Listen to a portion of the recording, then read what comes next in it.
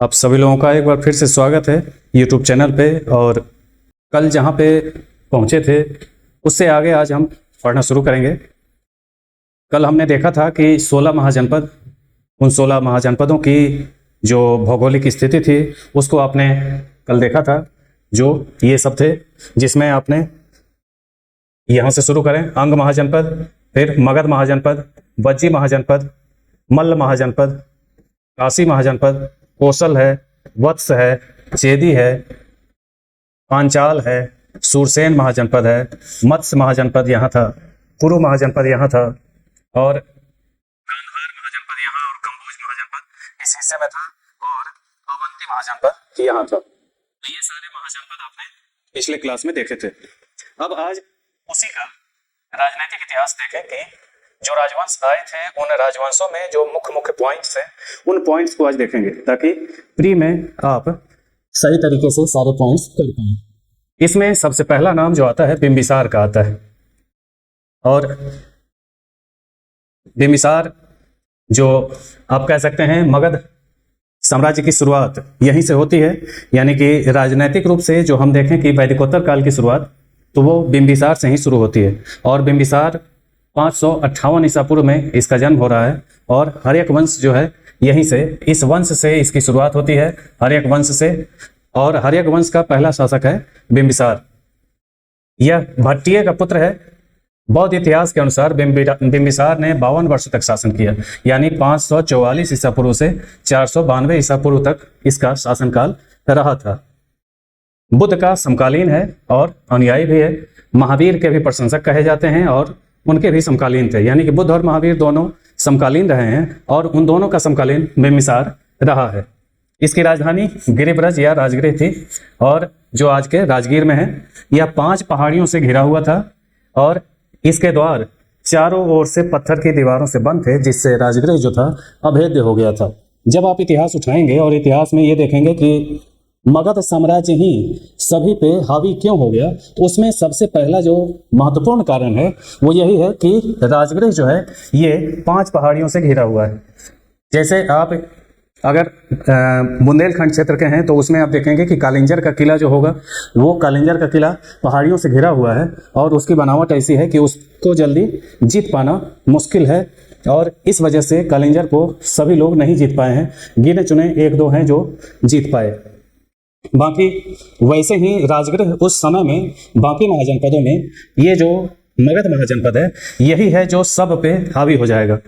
यानी कि ये 16 महाजनपद कार्य कर रहे हैं शुरुआती दौर में, लेकिन इन सब में सबसे नंबर 1 पे पहुंचेगा मगध महाजनपद आगे चल के, क्योंकि इसमें लगातार क्रम से बेहतर शासक भी आते रहेंगे। जैसे हर्यक वंश अभी आया है, हर्यक वंश, शिशुनाग वंश और नंद वंश, ये सब आते रहेंगे, और ये इन सब के वंश में जो महापद्मनंद, धनानंद, ये सब जो आएंगे, इन सब के बाद फिर मौर्य साम्राज्य की स्थापना हो जाती है।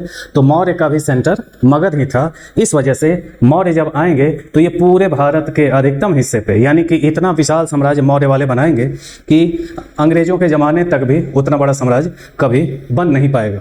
तो मगध के नंबर 1 पे पहुंचने का सबसे बड़ा कारण वही है कि उसके राजधानी क्षेत्र जो हैं वो सुरक्षित हैं, और राजतंत्र वाले दौर में राजधानी पे ही आक्रमण हुआ करता था। राजधानी पे जिसका कब्जा हो गया उसी का वो पूरा साम्राज्य है, इसलिए राजधानी को सुरक्षित रखी जाती थी और किले बनाए जाते थे। जैसे आजकल शिवाजी पे, उनके संभाजी पे फिल्म आई हुई है, तो वो किले पे ही आप देखेंगे कि सेंटर्ड होगा, किला ही जीतना हारना ये सब मुख्य मुद्दा होगा। कारण क्या है कि किले में ही सारी चीज़ें छुपी हैं। जिसका किला मजबूत है उसी का शासन है, और जिसने भी उस किले को जीत लिया वो उसका हो गया। आगे देखें, इसे श्रेणिक के नाम से भी जाना जाता है। श्रेणिक और कुणिक, ये 2 शब्द आप मिलेंगे पढ़ने को, एक है कुणिक और एक है श्रेणिक। ये जैन धर्म की देन है। जैन धर्म में आप देखते हैं कि ये जैन धर्म का भी समर्थक था और अनुयायी भी था, इस वजह से इसको श्रेष्ठ कहा गया है। और अजात शत्रु को कुणिक कहा गया है। अजात शत्रु जैन धर्म में नहीं था, तो जैन साहित्य उसको निम्न श्रेणी का बताते हैं, और जो अजात शत्रु आएगा इसका पुत्र, वो इसकी हत्या करके तब गद्दी पे बैठेगा, इस वजह से उसे निम्न श्रेणी का कहा गया है, जिसको कुणिक कहते हैं। तो श्रेणिक और कुणिक 2 शब्द आपको याद रखना है, ये एग्जाम में आते हैं। श्रेणिक का मतलब श्रेष्ठ है, जो बिंबिसार एक उपनाम है लोग उस दौर के लोग दिए हुए हैं साहित्यों में। वह स्थायी सेना रखने वाला पहला राजा था, यानी कि मगध में महाजनपद की स्थापना करने वाला यही है। और मगध में महाजनपद स्थापना में जो स्थायी सेना रखने का है वो इसी ने शुरू किया है और इसी के नेतृत्व में मगध प्रमुखता में आया है। अवंती के राजा प्रद्योत के साथ उसकी प्रतिद्वंदिता थी, लेकिन बाद में मित्र बन गए। और प्रद्योत जो है, प्रद्योत को जब पीलिया हो गया था तो बिम्बिसार ने अपने राजवैद्य जीवक को उज्जैन भेजा था। जीवक यानी कि यहाँ आप देख रहे हैं, ये है अवंती महाजनपद, ये है उज्जैनी और ये है माहिष्मति। तो उज्जैनी राजधानी मान करके चलते हैं। तो उज्जैन में यहाँ का जो राजा है चंद प्रद्योत नाम है, उसी की तबीयत बहुत ज़्यादा जब बिगड़ गई, पीलिया से वो मरने की स्थिति में पहुंच चुका था, तब जीवक को बिम्बिसार ने वहाँ भेजा था उनको ठीक करने के लिए। उसी में रिश्ते सुधर गए थे, बेहतर रिश्ते बनाए थे। और इस जीवक के बारे में भी समझ लें। जीवक जो थे ये जिस दौर में थे उस दौर में इनके जो बिम्बिसार थे, इन्हें कूड़े के ढेर पर एक बच्चा मिला था और वो किसी गणिका का बच्चा था ऐसा माना जाता है। तो उसी गणिका के वो जो बच्चे थे वो एक्सेप्ट नहीं किए उसने, तो उसने कूड़े के ढेर पे फेंक दिया था। और उसी बच्चे को बिम्बिसार उठा करके पालन पोषण करता है और पालन पोषण करके शिक्षा लेने के लिए तक्षशिला भेज देता है। और वही तक्षशिला में जब पढ़ करके एक विद्वान व्यक्ति बना तो भारत का पहला जो राजवैद्य कहें इसके वंश का राजवैद्य है। लेकिन भारत में आयुर्वेद की परंपरा जो शुरुआत हुई वो जीवक से ही शुरू होती है। आयुर्वेद में राजवैद्य बनने की और एक टॉप पे एक वैद्य हर युग में रहा है, जिसमें आप सुश्रुत भी सुनते हैं। और जीवक के बाद ढेरों नाम आपको आयुर्वेद के इतिहास आगे आते जाएंगे तो मिलते जाएंगे। चरक हैं, सुश्रुत हैं, ये सब जो हैं नाम मिलते रहेंगे, लेकिन हर वंश में एक रहेगा जो टॉप पे रहेगा। तो आयुर्वेद का भारत में परंपरा में सबसे बड़ा वैद्य है जो पूरे भारत में देख रहे हैं कि अवंती महाजनपद में गया है पीलिया को ठीक करने। आगे देखें, इन्होंने अपनी राजनीतिक स्थिति मजबूत करने के लिए वैवाहिक गठबंधन का प्रयोग शुरू किया। उनकी 3 पत्नियां थी। एक है कौशल देवी जो कौशल राजा की बेटी है और प्रसेनजित की बहन है। दूसरा है चेलना जो वैशाली के लिच्छवी की प्रमुख बेटी है, यानी कि लिच्छवी गणराज्य जो वैशाली वाला है। वैशाली में लिच्छवी का एक राजा आप सुने होंगे, महावीर की जो माँ थी वो चेटक की बहन थी। चेटक कौन है? चेटक ही इस चेलन्ना जो है इन्हीं के पिता हैं। चेलन्ना यानी कि महावीर की बहन लगती थी एक रिश्ते में, जैसे कि उनकी माँ जो थी वो चेटक की बहन, और यानी कि उनके मामा की लड़की है चेलन्ना, किसके? महावीर के। तो इस तरीके से रिश्तेदार भी हैं ये लोग, इसलिए महावीर से ज़्यादा करीबी रही बिम्बिसार की। तो इस तरीके से संबंध है। और तीसरी पत्नी है खेमा जो पंजाब के मद्र के राजा की बेटी है। मद्र नरेश सुने होंगे महाभारत में नाम, तो वही है मद्र क्षेत्र पंजाब का, वहीं की रानी थी, ये राजकुमारी थी। उन्होंने विजय और विस्तार की नीति अपनाई और बिम्बिसार की सबसे उल्लेखनीय विजय अंग की थी। यहाँ से मगध के साम्राज्य की जो शुरुआत होती है वो सबसे पहला जो महाजनपद समाप्त होता है वो अंग बनता है। और अंग जो आप देखे हैं यहाँ पड़ोस में सबसे पहले धावा बोलता है, यानी कि ये जो अंग महाजनपद है सबसे पहले इसको निपटाएगा यही कौन? बिम्बिसार। तो ये था अंग में सबसे पहले आक्रमण किया। इनके पास एक प्रभावी और उत्कृष्ट प्रशासनिक व्यवस्था है। उच्च पदों पर आसीन अधिकारी 3 श्रेणियों में विभाजित है, कार्यकारी, सैन्य और न्यायिक। यानी कि एक प्रशासनिक व्यवस्था की शुरुआत जो राजतंत्र के बेहतर प्रशासन की शुरुआत इसी दौर से होती है। यानी कि इसी दौर में स्थायी सेना का भी कॉन्सेप्ट आ रहा है, इसी दौर में बेहतर प्रशासनिक व्यवस्था की भी शुरुआत हो रही है। लेकिन ये सब अभी फिलहाल ये काम चलाऊ है, लेकिन फिर भी बेहतर है अपने दौर के हिसाब से, क्योंकि इन सब चीजों को व्यवस्थित करने का जो श्रेय है ये चाणक्य को जाता है। चाणक्य ने एक ऐसी व्यवस्था दी प्रशासन में जो आगे तक पूरे कहें कि विश्व में उसका स्थान है बेहतर प्रशासनिक व्यवस्था की जानकारी के मामले में। इसलिए उसकी पुस्तक जो है अर्थशास्त्र वो राजनीति पे यानी कि राजनीतिक शासन व्यवस्था पे बेहतर बुक मानी जाती है। नाम जरूर अर्थशास्त्र है, लेकिन उसके अंदर की जो विषय वस्तु है वो प्रशासनिक व्यवस्था ही है। आगे देखें, अजातशत्रु ये दूसरा शासक आ गया है ये, और बिम्बिसार और चेलन्ना का पुत्र है। चेलन्ना का पुत्र मतलब किसकी? जो वैशाली का प्रमुख है चेटक, उसकी पुत्री का पुत्र है ये। ठीक, इसने अपने पिता की हत्या कर दी और शासक बन गया। और बौद्ध धर्म में भी ये शामिल हुआ है, यानी कि इसका लगाव बौद्ध धर्म से था। बिंबिसार का लगाव जैन धर्म से विशेष रूप से था। अगर जैन अनुयायी पूछा जाए तो बिंबिसार जैन धर्म का अनुयायी है, ये बौद्ध धर्म का है। 483 ईसा पूर्व में बुद्ध की मृत्यु के तुरंत बाद राजगृह में जो प्रथम बौद्ध संगीति का आयोजन हुआ वो इसी के टाइम में हुआ है, यानी कि अजातशत्रु के समय में प्रथम बौद्ध संगीति। बौद्ध धर्म अभी पढ़ेंगे आगे, उसमें बौद्ध संगीति के बारे में देखेंगे।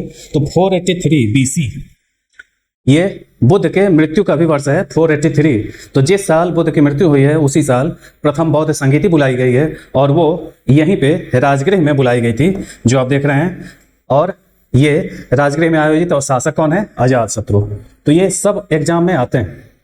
राजा कौन है प्रथम बौद्ध संगीति में, कब हुआ, यानी 483 BC में, कहाँ हुआ? राजगृह में। और ये बुद्ध के जन्म के कितने साल बाद, यानी कि बुद्ध के जिस साल मृत्यु हुई है उसी साल इसका आयोजन हुआ है।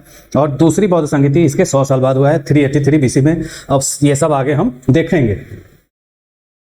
कौशल और वैशाली के विरुद्ध युद्ध जीते, ये सबसे फेमस है। इसके दौर की जो सबसे महत्वपूर्ण घटना ये मानी जाती है वो यही थी। जैसे बिंबिसार के दौर में अंग पे आक्रमण सबसे महत्वपूर्ण था, इसके दौर में वैशाली वाला आप देखते हैं कि वैशाली पे जो आक्रमण किया वो सबसे महत्वपूर्ण है वैशाली का।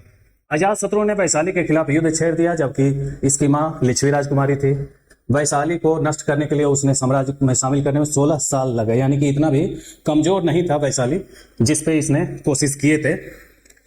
युद्ध में महाशिला कंटक, ये आपको याद रखना है, इसको आप हमेशा के लिए याद रखें। महाशिला कंटक, ये जो महाशिला कंटक और रथ मूसल, ये दो हथियार आपको एग्जाम में पूछे जाते हैं, कई बार आ चुके हैं, इसलिए आपको इसको याद रखना है।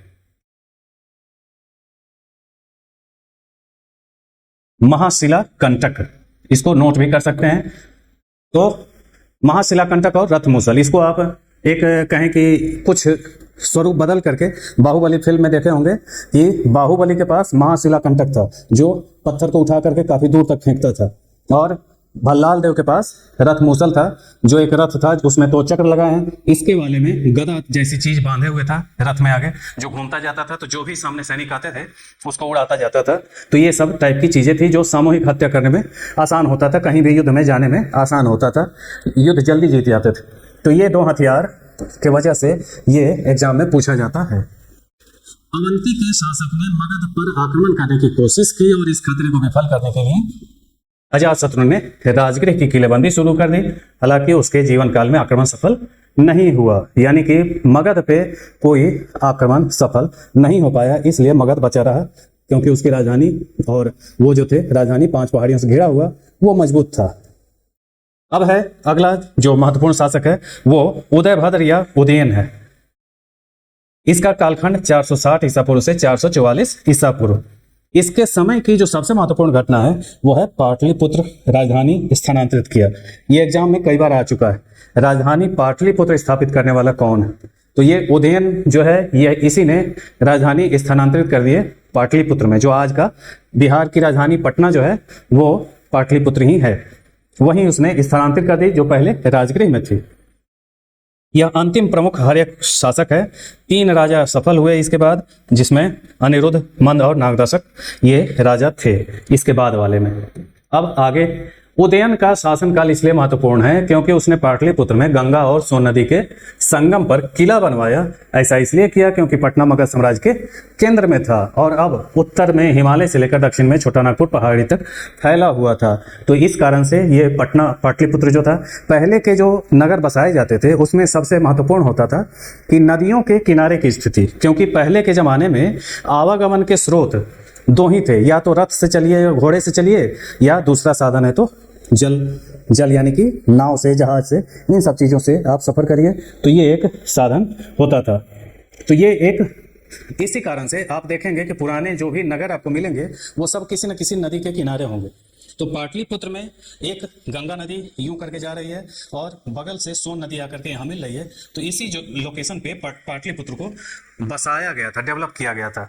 तो इससे ये होता था कि ये भी एक स्रोत है आने जाने का, एक ये भी स्रोत है, और इसी के गंगा नदी के माध्यम से आप देख रहे हैं कि समुद्र में भी उतरा जा सकता है, यानी कि बंगाल की खाड़ी से होते हुए जा सकते हैं। तो इस पॉइंट पे था, इसलिए पाटलिपुत्र को इसने डेवलप किया था। अवंती के राजा पालका के आदेश पर उसकी हत्या कर दी गई थी। तो ये एक बाद आगे का दौर है जब इसको समाप्त कर दिया गया था, और आगे चल के मगध साम्राज्य का जब समापन हुआ है, यानी कि अगला जो वंश है शिशुनाग राजवंश है, इसके टाइम में नागदासक जो था अंतिम शासक, इसी के दौरान विद्रोह हुआ था, और इस विद्रोह में इसी का एक मंत्री था जिसने इसकी हत्या कर दी, जो शिशुनाग नाम था उसका, जो उसका मंत्री था, जिसको अमात्य कहा जाता है। तो अमात्य जो था शिशुनाग, उसी ने इसकी हत्या कर दी थी, और हत्या करके इस शिशुनाग वंश की स्थापना की थी। शिशुनाग ये मगध का राजा बनने से पहले काशी का वायसराय था। काशी में इसको कार्य सौंपा गया था। इसकी राजधानी गिरिब्रज में थी। शिशुनाग की सबसे महत्वपूर्ण उपलब्धि, उज्जैन में अपनी राजधानी और अवंती की शक्ति का विनाश कर दिया। यानी अवंती पे इसी के दौर में आक्रमण हुआ, और उज्जैनी काफी समय तक राजधानी बनाए रहा। इसने मगध और अवंती के बीच 100 साल पुरानी प्रतिद्वंदिता को समाप्त कर दिया, और मगध साम्राज्य का हिस्सा बन गया अवंती, यानी अवंती महाजनपद भी समाप्त हो गया।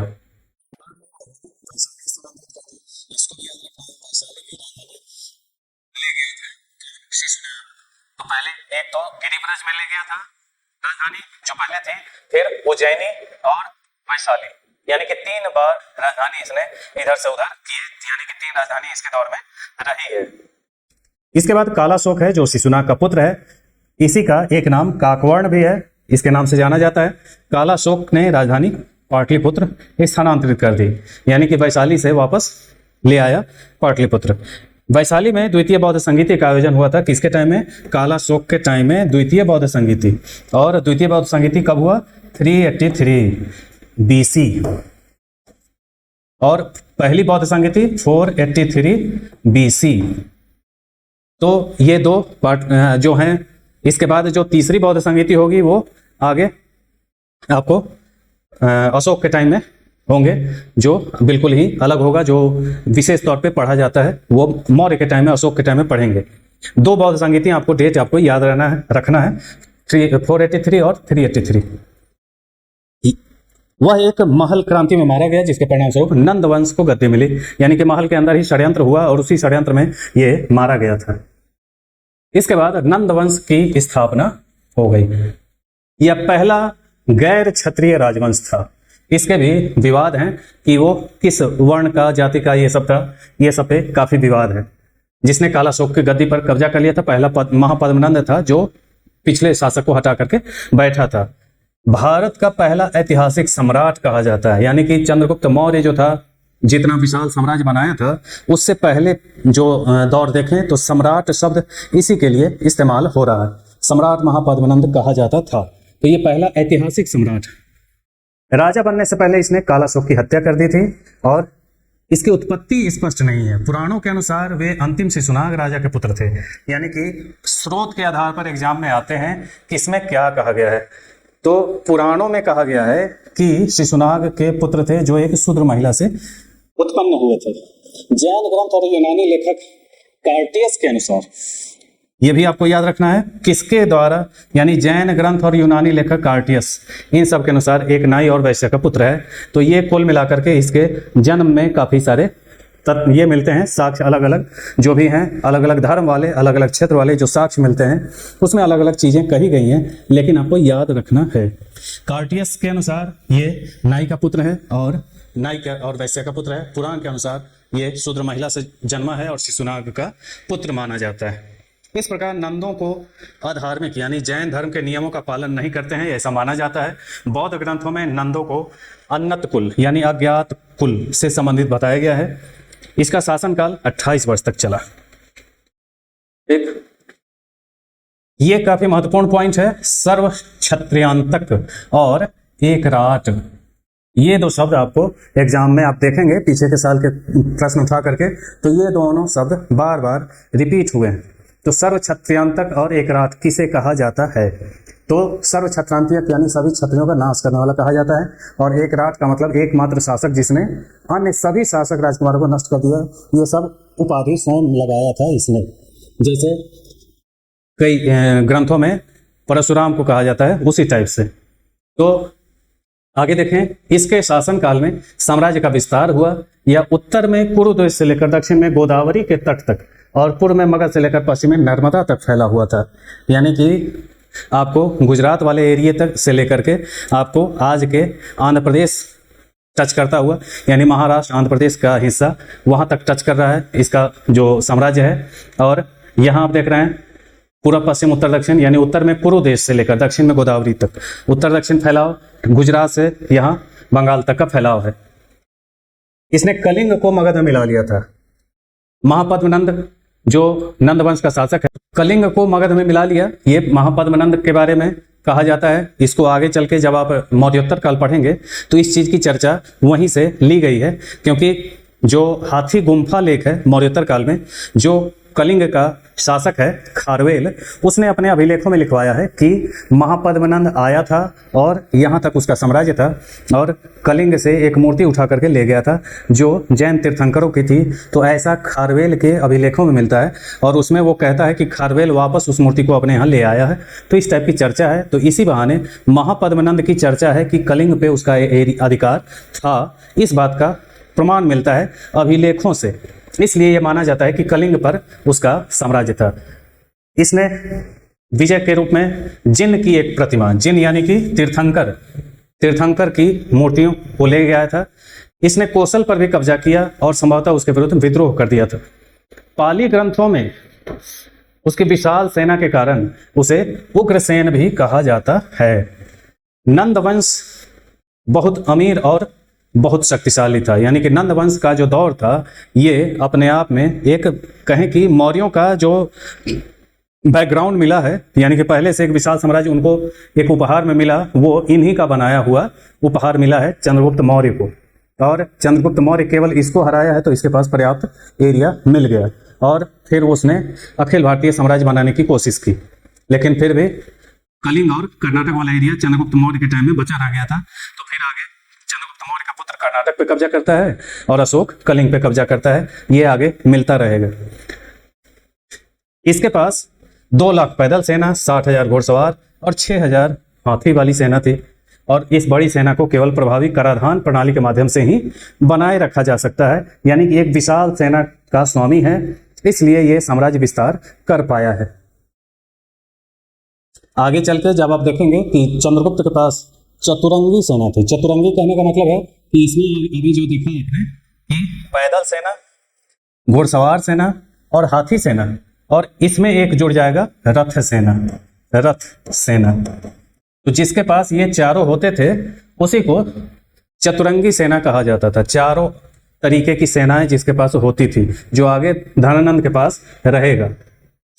आगे चलें, धनानंद का देखें तो ये भी काफी फेमस है, क्योंकि इसके बाद अगला वंश बदलेगा तो मौर्य साम्राज्य की स्थापना होगी। इसलिए इससे क्वेश्चन काफी पूछे जाते हैं धनानंद से। यह अंतिम नंद शासक था। यूनानी ग्रंथों में इसे एग्रमीज और जटमीज कहा गया है। और सिकंदर ने इसके शासनकाल के दौरान, सिकंदर आपको याद रखना है, उत्तर पश्चिम भारत पर आक्रमण किया, लेकिन उसकी सेना के इनकार के कारण वह गंगा के मैदान की ओर आगे नहीं बढ़ सका। इसमें भी आपने सुना होगा पोरस और सिकंदर की लड़ाई। इसमें कहानी ये कहती है कि तक्षशिला में उस समय चंद्रगुप्त ये चाणक्य एक अध्यापक के तौर पर वहाँ अध्यापन करवा रहे थे, पढ़ा रहे थे, यानी कि एक शिक्षक के रूप में वहाँ थे। वहाँ पे जो विश्वविद्यालय था तक्षशिला में, तो वहाँ पे उसे पता चलता है कि सिकंदर का आक्रमण हो रहा है और विश्व विजेता के तौर पर वो पूरे विश्व को जीतने के लिए निकला है। तो केवल चाणक्य के दिमाग में आया था उस समय कि इसे रोका जाए, और उस टाइम के जो भी 16 महाजनपद में जो बचे हुए महाजनपद थे उन सब को मिला करके और मगध को उसका नेतृत्व सौंप करके सिकंदर को हराया जा सकता है। इस कोशिश के लिए चंद्रगुप्त मौर्य के दिमाग में एक योजना आई। उस योजना को उसने जा करके धनानंद को सुनाया था। लेकिन धनानंद पहले से ही एक इतिहास में अहंकारी शासक के तौर पर और एक अयोग्य, कहने का मतलब है कि व्यवहार में अयोग्य शासक के तौर पर बदनाम था उस एरिया में। तो जो भी नाम कमाया था महापद्मनंद ने, उसको ये निपटाता जा रहा था अपनी अयोग्यता के कारण, व्यवहार सही न होने के कारण। तो चाणक्य जब आते हैं और उसको अपनी चीज़ें बताते हैं तो उनका अपमान कर देता है, और अपमान करके उनको दरबार से बाहर कर दिया जा रहा है। तो उसी चाणक्य ने आगे जा कर के बदला लेने के लिए एक बेहतर योद्धा ढूंढ रहा था। उसी में आगे चल के चंद्रगुप्त मौर्य से उसकी मुलाकात होती है, जिसको उसने पूरी शिक्षा दी और शिक्षा देकर युद्ध कौशल और ये सारी चीज़ें सिखाई। और उसी सिखाने के बाद इसका एक मंत्री था जिसका नाम था राक्षस, उसको उसने अपने में मिलाया और चंद्रगुप्त मौर्य का आक्रमण करवाया, और फिर उसको जीत करके मगध साम्राज्य की नींव, ये मौर्य साम्राज्य की नींव रखी। और वो चंद्रगुप्त मौर्य और चाणक्य दोनों की उपलब्धि है। दोनों ने मिल करके अपने अपने तरीके से प्रयास किए और मौर्य साम्राज्य की स्थापना हो गई। ये इतिहास है। अब देखें कि यह आपने पिता से एक विशाल साम्राज्य विरासत में इसे लिया था, जिसमें आपने पीछे देखा कि 2 लाख पैदल सेना, 20,000 घुड़सवार, 3,000 हाथी और 2,000 रथ भी इसने बना लिए हैं। तो यानी चतुरंगी सेना इसके पास है। इस वजह से यह एक शक्तिशाली शासक बन गया है। ऐसा कहा जाता है कि महापद्मनंद के 8-9 पुत्रों में से एक था, यानी कि ढेर सारे उसके पुत्र थे। इसे नंदो पक्रमी यानी कि एक विशेष माप के आविष्कार का श्रेय भी दिया जाता है। नंदोपक्रमणी, एक माप का आविष्कार इसने किया था। ये शब्द आपको याद रखना चाहिए, नए सवाल जब आएंगे तो आपको बन जाएंगे इससे। कर वसूली के दमनकारी तरीके के कारण यह अपनी प्रजा के बीच अलोकप्रिय हो गया। इसके अलावा इसने शूद्र की उत्पत्ति और क्षत्रिय विरोधी नीति के कारण यह बहुत से दुश्मन इसके हो गए थे। तो क्षत्रिय विरोधी नीति महापद्मनंद की भी थी और इसकी भी थी, और शूद्र से उत्पत्ति के कारण समाज में एक्सेप्ट बहुत ज़्यादा नहीं हो पाया था, इसलिए भी अलोकप्रिय था। अंततः चंद्रगुप्त मौर्य ने चाणक्य के साथ मिलकर इसे उखाड़ फेंका, जिन्होंने जनता के आक्रोश का लाभ उठाया और मगध साम्राज्य की, मौर्य साम्राज्य की स्थापना कर दी। तो ये था धनानंद के टाइम की घटना। अब है कि ये राजवंश का यानी कि राजनैतिक इतिहास था। अब राजनैतिक इतिहास के आधार पर आपको आगे जो चीज़ें मिलेंगी उसमें जो सबसे महत्वपूर्ण है, अभी हम जो पढ़ रहे हैं ये केवल और केवल राजनैतिक इतिहास था। इससे पहले आपने जो चीज़ें पढ़ी उसमें एक परिचय था, इस चैप्टर का परिचय था, जिसमें बाकी चीज़ें आपने पढ़ी थी 16 महाजनपद और उसके बारे में। और अभी जो पढ़ रहे हैं ये वेदांग साहित्य आप जानने जा रहे हैं। इसके आगे जो आप चैप्टर पढ़ेंगे उसमें आपको पढ़ने को मिलेगा बौद्ध धर्म और जैन धर्म। बौद्ध धर्म के लिए अलग से क्लास, जैन धर्म के लिए अलग से क्लास होते रहेंगे। किसी भी प्रकार के सवाल अगर आपके हैं तो सवाल आप पूछ सकते हैं, अभी या आगे भी पूछ सकते हैं। बाद में भी आप अगर कमेंट कर देंगे तो उसमें आपको जवाब मिलता रहेगा। अब है वेदांग साहित्य को समझना है कि वेदांग साहित्य क्या है। तो वेदांग का मतलब होता है कि वेद का अंग, वेद का अंग है। तो वेद का अंग कहने का मतलब है कि ये वेद के लिए ही बनाया गया था, यानी कि रचा गया था, और वेद सुरक्षित रह सके इसके लिए इसे रचा गया था, ताकि वेद लंबे समय तक टिकाऊ रह सके, लोग उसको जान सकें, पढ़ सकें, उसके अर्थ को समझ सकें। इन सब चीज़ों के लिए, यानी वैदिक मंत्रों का सही उच्चारण हो सके, वैदिक मंत्रों के अर्थ को सही तरीके से समझ सकें, वैदिक मंत्रों को अच्छे से गा सकें, इन सभी चीज़ों के लिए वेदांग की रचना हुई थी। वेदांग अपने आप में कुछ कहता नहीं है, ये उसके अंग हैं। वेद को जानने, समझने, पढ़ने के लिए इसको पढ़ना जरूरी है।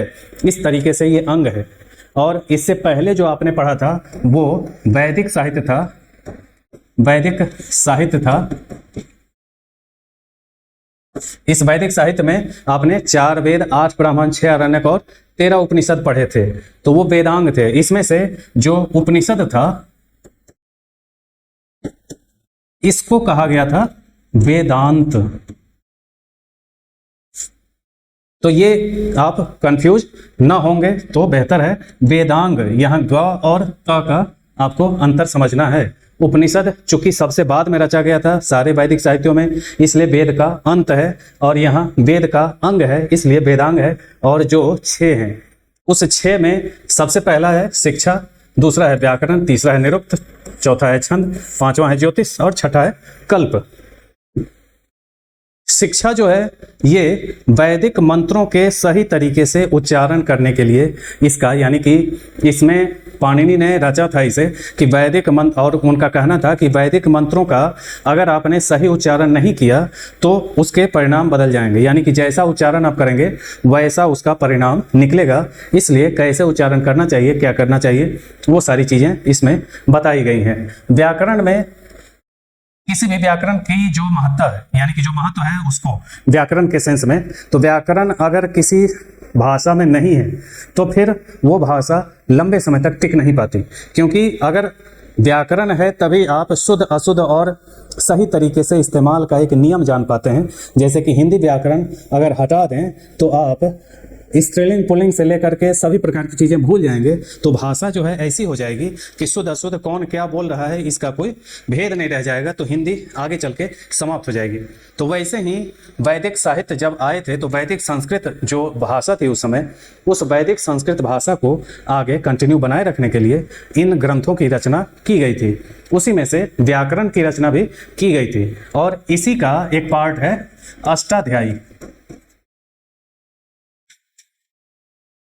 अष्टाध्यायी जो काफी फेमस है, ये 8 अध्याय वाली पुस्तक है जो भारत की पहली व्याकरण पुस्तक है, और भारत का क्या दुनिया के हिसाब से अगर आप कहें तो दुनिया की व्याकरण की पहली पुस्तक माना जाता है इसको, क्योंकि इससे पहले व्याकरण जैसी चीजें समाज में नहीं थी किसी भी समाज में। तो ये व्याकरण की पहली पुस्तक है अष्टाध्यायी, जो 8 अध्याय वाली है इसलिए अष्टाध्यायी कहते हैं, जो व्याकरण वेदांग का हिस्सा है।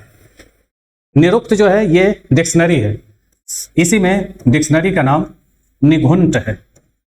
निघुंट नाम की एक डिक्शनरी इसके अंदर आती है जिसकी रचना यास्क ने की थी।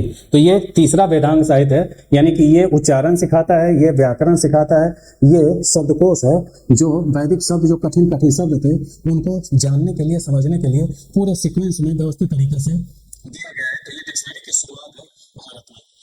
और छंद जो है ये किसी भी मंत्र को लयबद्ध, किस लय में कौन से मंत्र गाने हैं, पढ़ने हैं, ये सारी चीजें उसमें बताई गई हैं। तो छंद का काम यही है। इसके बाद ज्योतिष है, ये बिल्कुल अलग से रचा गया है लगन के द्वारा। इस दौर में ज्योतिष जो है वो खगोल विज्ञान और ज्योतिष विज्ञान ये सब मिक्स हैं। तो इसी ज्योतिष की शुरुआत भारत में एक अलग पुस्तक से, ज्योतिष की शुरुआत हम कह सकते हैं कि यहाँ से शुरुआत होती है। इससे पहले जो ज्योतिष हैं वो वेदों में हैं, उसमें शामिल हैं, लेकिन अलग से पुस्तक इससे पहले नहीं आए थे। ये पहली बार ज्योतिष नाम से पुस्तक आ गई है।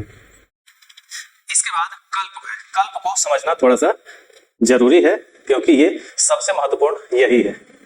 कल्प जो है कई सारे ऋषियों के द्वारा इसको रचा गया है। इनमें कई नाम आते हैं, गौतम हैं, आपस्तंभ हैं, ये सब नाम आते हैं जो मिल करके कल्प नाम की पुस्तक दिए थे। और कल्प के 3 पार्ट हुआ करते हैं, जिसमें श्रौत सूत्र,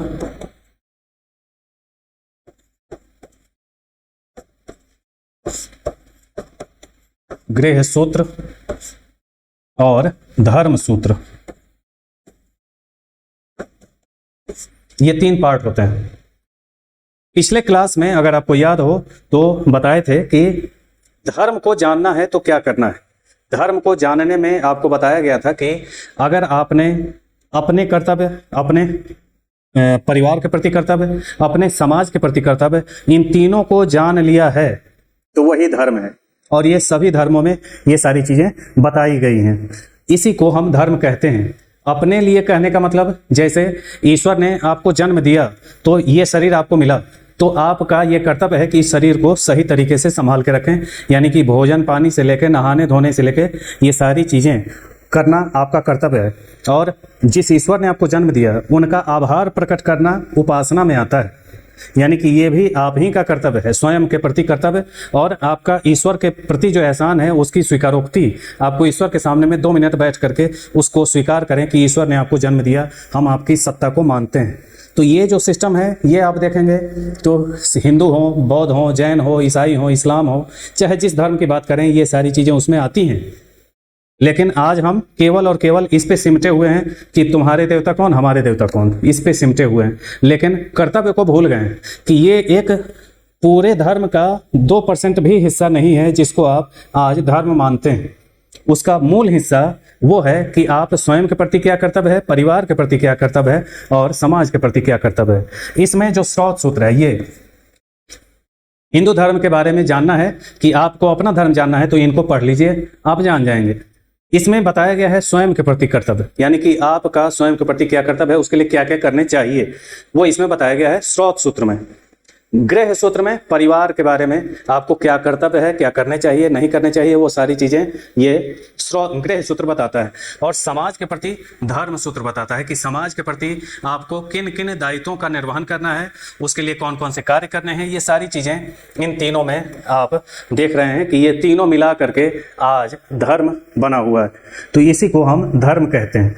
अगर ये जानकारी नहीं है तो आपको धर्म के बारे में कोई जानकारी नहीं है, और ये हिंदू धर्म के लिए है। वैसे ही ये तीनों चीजें अलग अलग शास्त्रों में, अलग अलग धर्म के शास्त्रों में उल्लिखित हैं।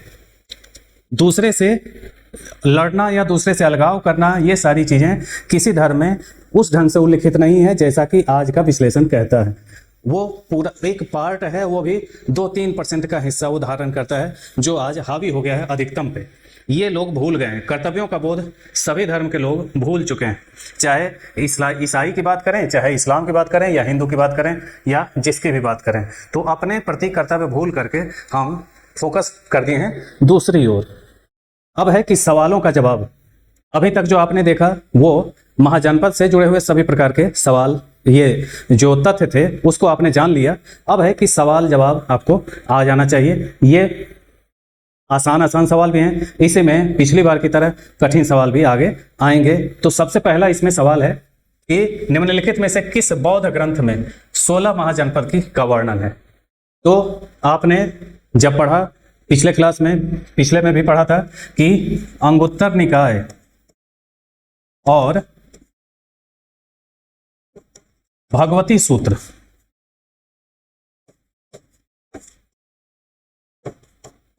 ये दो पुस्तक हैं। इन दो पुस्तकों में ही केवल 16 महाजनपद की चर्चा है। उसमें से बौद्ध धर्म से ये जुड़ा है और जैन धर्म से ये जुड़ा है, तो ये दोनों आपको हमेशा याद रहने चाहिए।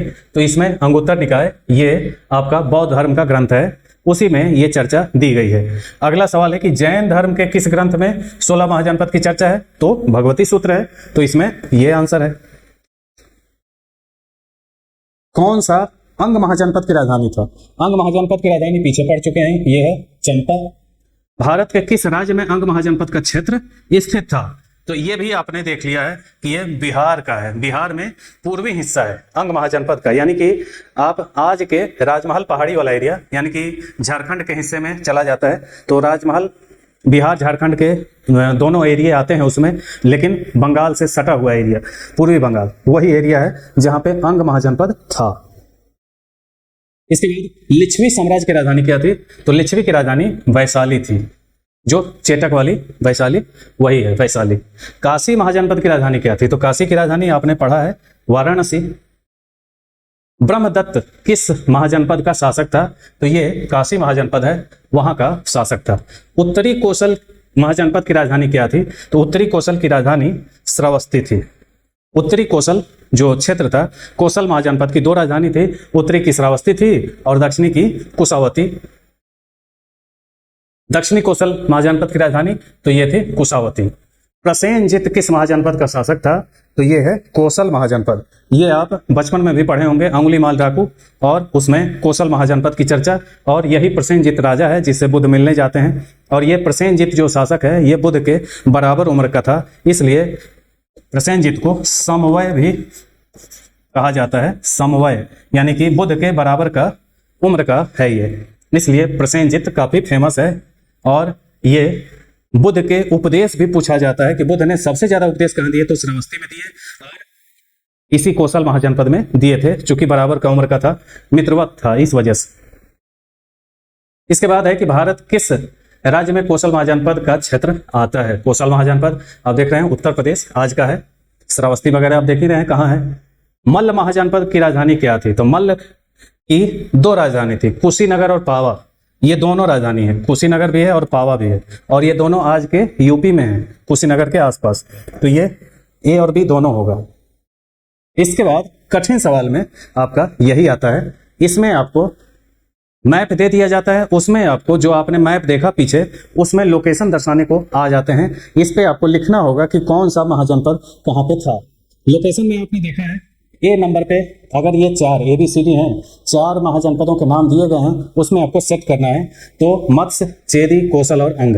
तो अभी आपने अंग के बारे में क्या पढ़ा, यहाँ अंग है,